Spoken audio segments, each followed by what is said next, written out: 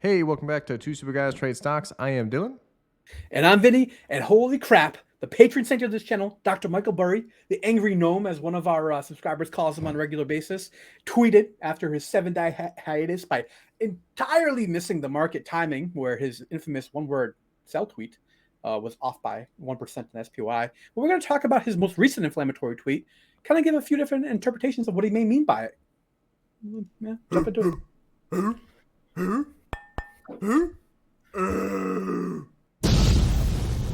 Two stupid guys trade stocks. Bow, it. Yeah, bow. it's good stuff, man. I am running on like 3 hours of sleep and some like airport lounge coffee right now, in case you were wondering. So I'm a little bit hyped up, but we're gonna get into this video. I am too. Vinny was on a plane for 12 hours. I love it. So this is the tweet he just put out. Takes a 7-day hiatus after he puts out his infamous sell tweet, and the market goes up by 1% in a day. So this time is different. Is all he gave us and this chart. All right. What is he showing on this chart here? All right. This chart is comparing the S&P 500 and the federal funds rate from a time period of 2001, 2002. All right. Remember that time period at all, Dylan? You were like knee high to a grasshopper. Yeah, I was very young, but that's when computers were supposed to take over the world. I think that was Yeah. Y2K. Yeah, I'm pretty sure I knew exactly what you were doing with the computer at that point in time in your life, I didn't but even it's an have one. entirely different video. All right. So this is historical chart of the federal funds rate. Remember way back in like the whole crazy inflationary cycle, we had these massive, Fed funds rates trying to control it. All right. It's going to come back. We're going to talk about Paul Volcker here in a couple slides. But if you kind of zoom it back in on the area he's talking about here from that 2001, 2002 time period, what is the Federal Reserve doing here, right? They're cutting rates, and the market was falling during that entire time period. But you gotta have to ask why were the cutting rates, right? What was driving this at this point? This big gray bar here is recession. The U.S. economy was not doing so hot. We just had the largest terrorist attack in the nation's history, right? We had the massive devaluation after the kind of .com bubble. Remember Pets.com? Because I do. Never use them, but I remember the TV commercial. I do remember that. I do. I think it's unfair to compare each crash to another crash because they all have very different nuanced things. Yeah. I mean, if you're looking at it from like an economic standpoint, right? One pizza parlor on one side of town has different economic principles kind of driving their business than one on the other side of town. It's so hard that even on a small level like that, it'd be hard to get like good comparison models, right? When you're Yeah, talking about whole kind of global or kind of countrywide recessions, much more complicated than that. cool tit. So, one of the interpretations I think of the whole this time is different is that, he could be saying is that there will not be the Federal Reserve kind of riding in on their white horse to save the day this time, right? This is the actual balance sheet of the Federal Reserve, right? Yeah, these are trillions of dollars, by the way, just so you're aware. And this whole spike right here is the pandemic, and we started quantitatively tighten, right? They're selling about $100 billion worth of assets a month, but they barely started to make this curve down.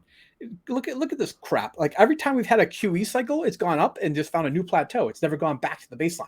I actually did not know that it has just. I knew it has consistently went up, but seeing the graph is a little bit scary because you gotta wonder like 40% of all money was just created in the last couple of Mhm. years. How low is this quantitative easing going to go? Exactly. So, Ben Bernanke, I guess, is famous for saying like the limit to the federal funds or Fed, kind of balance sheet is basically political will. And the question is, would the Federal Reserve have the political will to come riding in on a white horse right now and stimulate the economy? What do you think, given the fact that we know, and Chairman Powell has kind of invoked Paul Volcker here in his book Keeping at It, and talked about keeping at it back in his Jackson Hole speech, about the fact that if you give inflation just a little inkling, you give people the idea that inflation may persist. What does it do? It comes right back in another strong wave. So Powell has read this. Powell understands this. Powell knows that he needs to talk tough and he needs to keep rates high and continue quantitative tightening until he's gotten to the point where he's probably past where he should have gone. The same way he stood on the gas pedal for way too long, bringing us on the pandemic, I think he's going to hit the brakes so goddamn hard that something's going to have to happen, like in a negative way. Unfortunately, I think that's my stupid guy prediction, and So that's what I think Barry might be getting at here. He did say during his speech that the tools that he has available to control inflation are easier to put the brakes on than put the gas on at this point. So going past would make sense. I'm going to show Yeah. this other little thing here. So Here yeah, is an article from article street.com. from the street.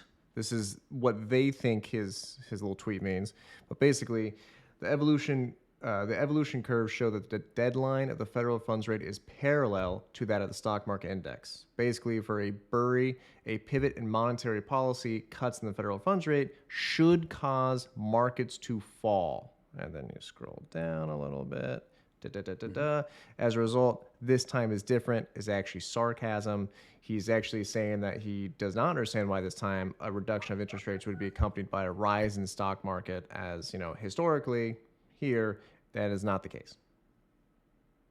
Yes, but I would tell you that those are very different times, right? At They that are point, the 100%. economy was driving the bus, right? And the Federal Reserve was just trying to stimulate the economy. At this point, the Federal Reserve created this mess because of the easy monetary policy necessary for the pandemic. I completely understand that. I'm on board with that. But they're not going to be in a position to have the political willpower to crush this thing like or to stimulate like they would have in the past. It's a different cycle. They were the problem this time. The economy was not the problem.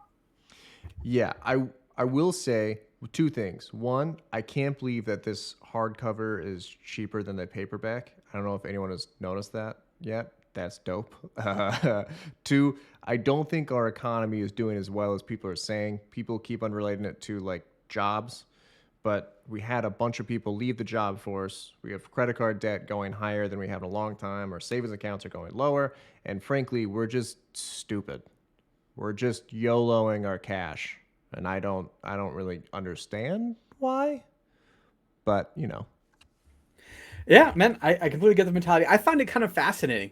But this is actually kind of cool too. So Burry tweeted this thing talking about like how we could end up with like a kind of a CPI that even goes possibly negative, which was really fascinating because if you actually listen to Chairman Powell talk about that too, he's anticipating a little bit of a spike. We did have a little bit negative in actual goods for CPI, this most recent report, and he's saying that like the problem is we haven't seen the kind of the non-housing services sector adjust.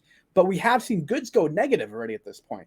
So the CPI reading we're getting already may actually be less than kind of where it actually is naturally, and that we may have a little wave coming towards, he said, like the springtime this year. He said his most recent speech, which kind of aligns with this mentality. So we're not done with inflation at this point. I get it. We're seeing positive signs, things are going the right way. I'm completely on board with that. But I'm just saying that, like, raising the flag and saying this thing's over with and that the Federal Reserve is going to be able to ride in here with a white flag and stimulate the economy, I think is utterly ridiculous. They're going to have I to agree. stay on the brakes way too hard and way too long, just like they stood on the gas pedal. Yeah, I completely agree. I think there's also going to be a housing issue probably in the next year, which is going to make that worse. Yeah, and in terms of market technicals, I put on a couple more bear trades. Kind of Ooh, looks like to me like we're hitting the top end of the channel again. I don't know.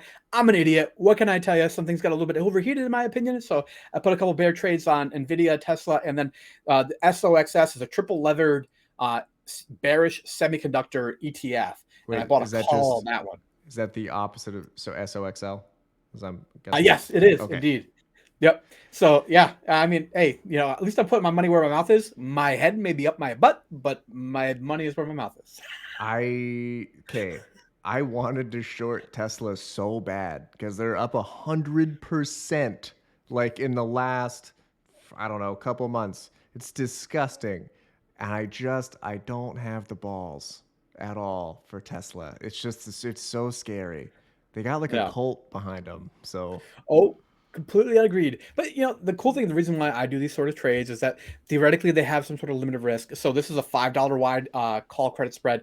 Basically, I took in $240. My max loss in this position is $260. My max gain is $240. So about even odds there. 195 is pretty much where it's trading at. This position, I put it on Friday, closed the day up $8. My Nvidia one closed up 19. The one I took a little bit of a loss on here is this SOXS. Down $32, but basically I was flat for the day. Like I said, I just initiated these on Friday. right. Let's take a look at the SPY here, see how you're gonna do. I just gotta fix. Oh boy. Oh boy. Yeah. Sorry. Yeah. It's super You've been smooth. playing a little bit of Pac-Man. Is that what's going on here? I feel like I need Oh a my walk god. noise. Yeah, no, this is wild. But here's the deal. So the spy is going to do one of two things. We obviously had quite a big down day.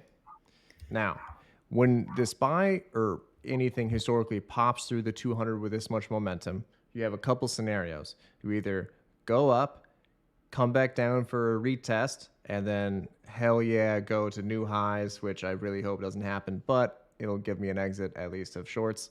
You can go down, test, make a double top, and tank, or you just tank. So usually we will get a retest of the 200. It's kind of uncommon for it to not happen. So that part is interesting.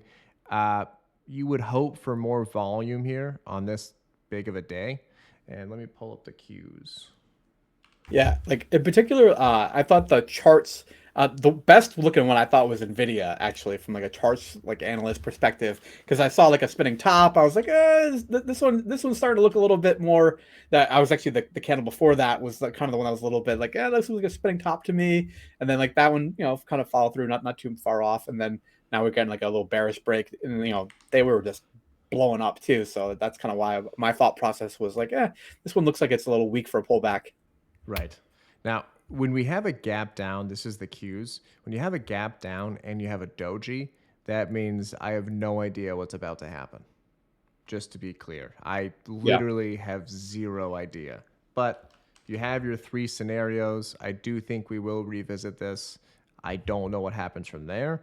I think I know, but it is what it is, right? Yeah. In terms of, I'm trying to be better about my rules too. So if any of these hit a 50% gain, they're closed and I'm out. Yeah, if only I could stick to my rules. All right, Yeah. guys. Have a good one. Catch you the next one. Yep.